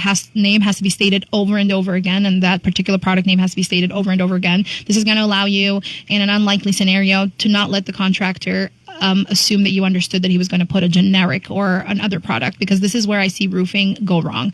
And it's in these little steps of details that sometimes become hidden and not really transparent in the overall picture. So homeowners, when entering contracts, need to be very careful to make sure they read it, and make sure they read it so it protects both parties involved, of course, the contractor as well. But most importantly, where I would stress is to understand that there is 3 types of warranties. Don't let somebody tell you that this roof is warranted for 50 years. Would you be open to people calling just to have this conversation with you about how do I go through this? I mean, other than, of course, they can go to the Handling Change website and listen to all your vignettes and probably piece it together. But would you be willing to take a phone call when someone's going to decide to start shopping around? Of course, and please always call me at 508-873-1884. Again, it's 508-873-1884. As New England Roofing Contract Association Treasurer, it is my duty to make sure that the roofing industry is both better for the contractor and the consumer. All right. Well, thanks for stopping by Handling Change. And, of course, everybody can hear all your vignettes at handlingchange.info and hopefully soon on your site as well. Yes. Right? We're in the works of getting that done. Excellent. Thank you, Greta. Thank you. And thank you for joining us for Handling Change from the Cantiani Insurance Studios. Join us each week at 7:30 as we give you the tools to handle the changes in your life. Visit us at handlingchange.info and follow us at Talking Change for You. You can find Golden Group Roofing online at goldengrouproofing.com, or, as Greta said, give her a call at 508-873-1884. For Greta,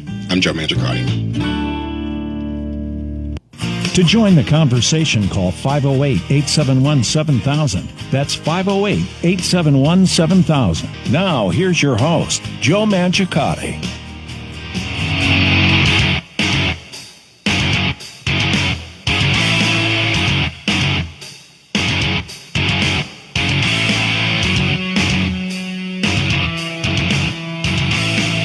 All right, folks, welcome back to the final segment of the Joe Mangiacotti Show on the Saturday edition here on AM 830 WCRN, a flagship station, as well as our affiliates. And don't forget, we're live streaming on the TuneIn app. Just punch in WCRN, and you can take us anywhere. Also, you can tell Alexa, play WCRN. She'll do that. And we're live streaming on our Facebook page at Joe Mangi Show, M-A-N-G-I, Joe Mangi Show. There is a camera set up in the studio, but the important issue here, folks, is that the audio is streaming. So there are several ways to listen to the show in real time. And, of course, any of our past shows at JoeMangiacotti.com. You can get all the podcasts there as well. All right, joining us now is Dr. Larry Fedewa, who has been a regular guest. Well, for how long now, Doc? It's been about a year, no? More or less? I'm trying to remember how long you've been with us. Well, it's always been a pleasure. Thank you. But now, we've always said, you can listen to Dr. Larry Fedewa's show. He changed it up a little for 2021, so now he's doing a show with Tom Donaldson on Wednesday night, 7 to 8 o'clock, so check into that. The link will be up on our Facebook page, so you can go listen to them online. Very easy to do that. And called again, I wrote it down. What the heck was it? What's the name of the show? Resistance Hour, right? Yep, the Resistance Hour. There you go. All right, so before the break, what I was saying is if the media had been doing their job, if they did their job, then, the 75 million Americans that did support Trump and voted for him, and even those that didn't, would see some fairness, some equality happening, equity here going on, that okay, Hunter Biden's getting investigated. The voter irregularities are getting looked at. Somebody's actually asking in the media, well, what were in those suitcases or cases under there? Why did more people vote than registered to? How come dead people voted? Like all these questions that get poo-pooed and not answered. If the media did their job, wouldn't all the people that are having a problem right now at least be kind of like, okay, somebody's asking the questions. Instead, we're being told not only is there no problem, but you are anti-American for asking this. Yeah, the old saying in political science is who has the power in any given country or any given group of people, and the answer is another question, and that is who has the guns. Yeah, and that is the thing that I just hope that we're not on the basis of or on the cusp of finding out here that now that the far left apparently has the guns, what's going to happen to the rest of us? Are we going to have to get armed to protect ourselves, or they're what's going on? What's going to happen? Well, there are several hundred million guns owned in the United States and several billion rounds of ammunition. So we're going to see a concerted effort, first of all, to start taking those away. They're going to do it on multiple levels. One will be going after the ammunition, then going after our guns and the licensing. So, they'll go after it. And the question also that you should always ask folks is, if you want to know who's really in charge, just ask the question, who are you not allowed to talk about or criticize? That tells you who's in charge. Yeah, and what happens to you if you do? And that's what we've been seeing, right? Because now we have Dorsey out there, right? Twitter's CEO, sending some weird messages out there. First, he went on making these tweets, kind of questioning, almost like he was thinking out loud. Well, that censorship, I don't know, is that really good? Then he sends out the video message to his people, but Project Veritas gets a hold of it, of course. And he says, Trump was only the beginning. We're going to continue canceling a lot of accounts, and it's going to go on for weeks. So what does that mean? And it's totally contradictory to what he said the day before. If they push hard enough, they're going to get resistance. And that is not good for any of us. And they just don't seem to understand that you can't disenfranchise half the country and then expect everybody to be peaceful and lay down and accept it. Thank you, sir. May I have another? It doesn't. Yeah, exactly. Not going to happen. Doesn't. And Americans, I think that the major factor that Americans have in our favor is our culture. Our culture, it depends. It's the bedrock of our culture is personal freedom, and you just can't push Americans too far and start trying to take away their freedom without getting a response. And even people that are not politically oriented or anything, you just push them too far, and they push back. And these guys that are now in power, they don't seem to realize that. They think that they can scare us and intimidate us into silence, which of course is why we have the resistance hour. It's comes full circle. We have a lot to resist, Mm-hmm. But I think that our culture is our fundamental bedrock advantage, and I'm just hoping that they understand that sufficiently, that there are some cooler heads that will prevail. I don't know if Biden's one of them or not. It seems like he jumps around. He says one thing one day and something else the next day, and the third day you don't know what he said. No, it's the big tech. I mean, the problem here, right? Too, also, Doctor, right? We have the big tech doing basically anything they want.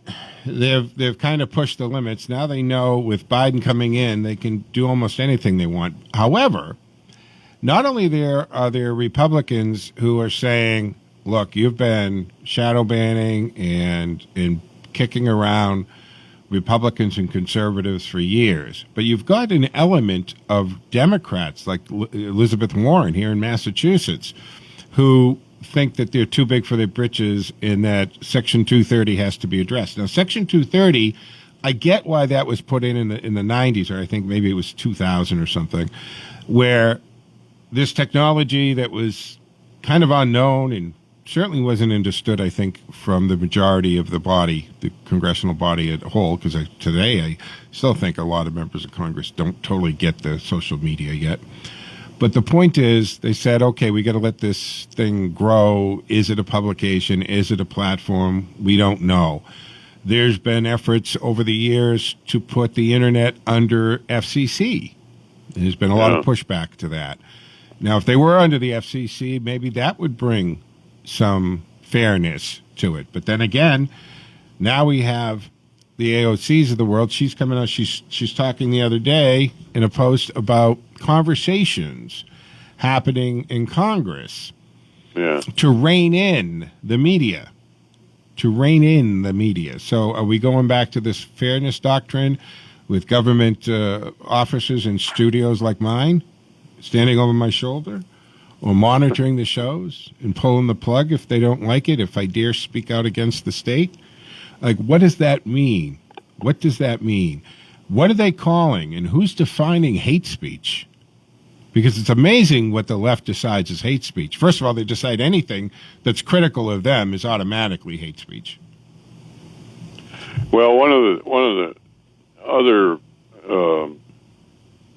areas of defense that we have is the fact that so many of our federal judges now have been appointed by Trump, and because up until 2016, you could say almost without any argument that the judiciary in the United States was completely anti-Constitution, at least anti the textual Constitution anyway, and that they in fact were very what we would consider corrupt. But now at least we've got 4 years of what was it, something like 160 federal judges that have now been appointed by the Trump administration. That is kind of a bedrock. Yeah, and it may help. It hasn't helped very much so far. But yeah, I was just going to say it hasn't done a lot. But I mean, at least there are 3 Supreme Court justices, right, that he got to appoint in one term. And I go back to this in multiple fronts here. He may be a one-term president, and that may stand, including not running in 2024. I mean, they're certainly going to try to make it impossible. If they impeach him, then that ability goes away. So does all the perks and benefits of an ex-president, right? The staff, the budget, the pension, the Secret Service, etc. But let's put a pin in that for a moment. He has done in one term more than most presidents have done in 2 terms, including 3 SCOTUS appointments, which is huge, then hundreds of federal court judges. Then, you look at the agreements. I mean, 3 peace accords in the Middle East after such a hiatus of that.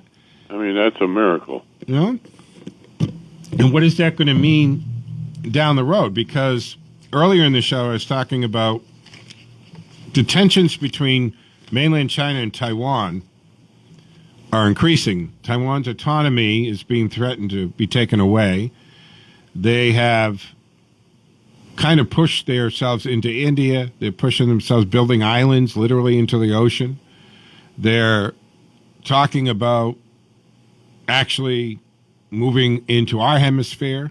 I mean, China's going to be a serious problem. I mean, I think far greater than Russia is, right? Am I reading this wrong, Doctor? Yeah. I am far more worried about China than Putin ever. They're already into Latin America in a big way, too. Well, that's what I'm saying. They're talking about getting military bases and so forth really close to home. Really close to home. And that's a scary, scary thought when you think about it. And the other thing, let's bring this back a little bit to, again, the Trump movement, Trumpism, America First. Now you've got Democrats and Pelosi. They want to expel this Madison Cawthorn. Now, are you familiar with this kid, right? The new rep that he was at the Republican convention. He's from, was it South Carolina, freshman Republican Madison Cawthorn, alleging his seditious behavior helped incite the insurrection at the U.S. Capitol last week.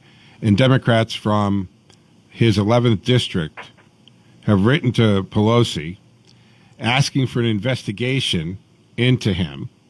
They claim there was an ethics violation for violent language on his Twitter feed leading up to the unrest in the Capitol. Now, let's count how many things are wrong with this. You know? Oh, well. Was it North Carolina? And anybody who, including elected members of Congress, who got up and did what is absolutely their right to do and perfectly legal. And let's not forget that every Republican president going back to Nixon has been, the Democrats have questioned the votes when it got to that ceremonial certification. Oh, yeah. Yeah. But only the Democrats are allowed to do what the Constitution allows you to do. It's considered seditious and anti-American if a Republican dares point anything out. Yeah, of course, they have no concept of history at all. They think the history started the day they were born. They think they're North Korea. Yeah. Yeah. So you can't expect any perspective, but it's all, it's a matter really now also of leadership. I mean, where is the leadership? If we are going to have a viable political position in the America First movement, which is what we'll call it, the Trump doctrine, then there has to also be some leadership. Where's the leadership coming from, if not from Donald Trump himself? And I think that is also a very critical question. I mean, so far, the only person that really is beginning to stand out as a bulwark of resistance is Newt Gingrich. And of course, he's along in years too. So we've got a good bench. What about Ted Cruz? Well, we've got a bunch of these guys, but a lot of our people are beginning to think that the real initiative has to come from the states, because we've got a lot of Republican legislatures and governors. They now have, because really of the COVID thing, they've got a new sense of power. It hasn't been very good for us really so far, but it could be a good thing for us. Because they could, for example, begin to start the investigations that you were talking about in terms of the votes and the voting procedures and policies in their states. They can do that and there's nothing really that the federal government can do about it. That's a real possibility, and there are people in the states, particularly younger generation people, that really have a lot of incentive and a lot of chutzpah to go ahead and start taking some leadership positions. So we're very hopeful that we can have a state-led prominence of our America First type of program. I mean, it's also true of things like energy policy, and the nuts and bolts of trying to do various types of all kinds of things. So that's at least one. That's another factor in our favor, I think. And let's hope that we have some very courageous and competent young people coming forward that can carry this message into the next generation. By that next political generation is what I mean. If they're not squashed or intimidated out of speaking their truth and speaking their mind, because the cancer culture has gone into overdrive here. And I was saying before you joined us earlier. Yeah, but it's more of a Washington, New York, Los Angeles kind of thing. There's a lot of people out there that don't live in that bubble. Yeah. And we saw hundreds of thousands of them a week ago Wednesday. We sure did. And they were the guys that were going home instead of going into the right. That's a whole other discussion. State, yeah. Because the majority, look at, have you ever seen that kind of behavior at a Trump rally? No, never. It's not. That wasn't the Trump people. That was not the Trump people at all. And when you do watch, and I went down the rabbit hole here watching videos, one night, and the officers squeezed with the shield, the beating. That behavior was horrible. It was as bad as what they did to police officers and innocent bystanders. I mean, just look back at the convention, Republican convention, and what happened to people leaving the White House, including Rand Paul, and his wife getting attacked. Dan Bongino, right? I mean, he had his wife, right? The police officer that had to help him. I mean, that was leaving. Think about that. You're leaving the White House. And they're waiting for them outside. But don't forget, right? We had, they talk about Trump. Where is the outcry of Maxine Waters talking and making speeches about don't give them a rest, get up in their face, anybody you see connected here? Nancy Pelosi saying there should be more uprising. I'm surprised there isn't. Hillary Clinton saying you can't be civil to a party that doesn't like you. You can't be civil. Right? Punch them. They go, we go lower. What about Obama? You bring a gun to a knife fight. I mean, there's some pretty violent, incendiary type of comments that have been made, but they're glossed over. They're accepted. And that's a problem. That's a huge problem. We're getting close to the time already. It went very quick, as it usually does. We had a late start here. We don't have the time to get into this, but I did want to get into the minimum wage. Biden's talking about $15 an hour nationally, and I just on that, you can't have a national like that. I really think that's up to a state, because $15 an hour in Boston is very different than $15 an hour in Louisiana. or Batavia, Ohio. But we're out of time, Doctor. Thank you. Up against the clock. I can't control it. Have a great weekend, guys. This is it for us. Dr. Larry, your information will be on our website, Wednesday night, 7 to 9 o'clock. Resistance Hour with Dr. Larry Fedor. Enjoy the rest of your day, folks. I'll be back tomorrow morning at 6 a.m.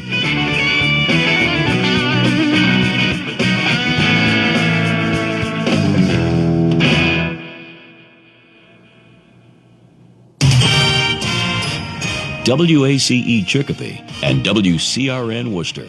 8 o'clock. You're tuned in to an encore presentation of the Wisconsin Vegetable Gardener Radio Show.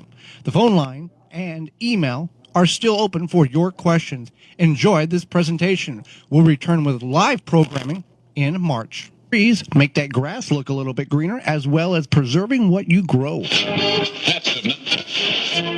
We're here to help you with your gardening problem. You're tuned in to Garden Talk Radio. You are listening to the most informational-packed hour of garden-focused radio in the country and on the internet with your host, husband and wife team Joey and Holly Baird. This is the Wisconsin Vegetable Gardener Radio Show.